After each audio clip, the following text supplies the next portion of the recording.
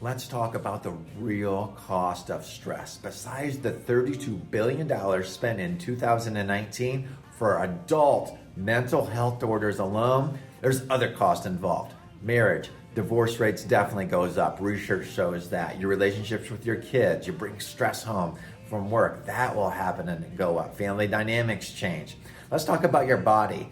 Blood pressure goes up. There's blood pressure medication now. Cholesterol will go up. That's a stress response to just emotional stress alone, causing some chemistry to change in your body. Sleep will go down. When sleep goes down, so does healing. You're not able to heal as well. So other external factors just besides the stress alone causing cost to your body.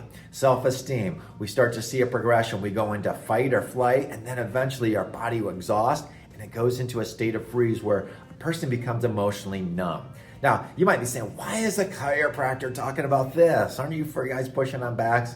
I got to tell you, when we work with the nervous system, we work with the brain. And research shows that just by adjusting the back, it actually changes how the prefrontal cortex works. That's the logic part of the brain. That's the part of the brain that makes us more human. That's the front up here. And deep inside is the limbic brain. That's the stress response part of the brain that reacts to stress and it doesn't respond to stress. And we have ways to measuring this. It's called heart rate variability. Heart rate variability actually tells us the stress load in the nervous system. It uses the heart to measure how much stress is in the nervous system and how much stress is bogging it down. Thermography as well. So what we find is that when people come in, they might be in a state of fight or flight. They might be in a state of freeze where they're just emotionally numb. They don't feel anything. And when we start going through progressions, we start getting them unfroze. Hey, I might start feeling even mad. I might start feeling sad. Well, that's good because you're feeling emotions. And people feel like more like crying now and letting it out, which is good because now the nervous system is gearing up.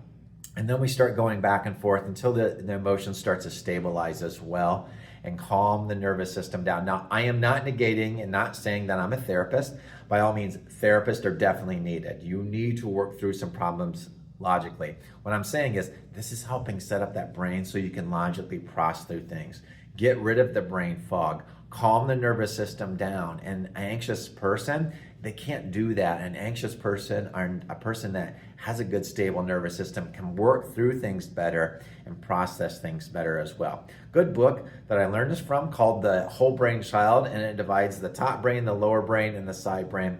We're not working out of when we're working out of the primitive brain, that's the lower brain. We want to work out of the top brain so you can respond, and that's the part that chiropractic stimulates. Have a great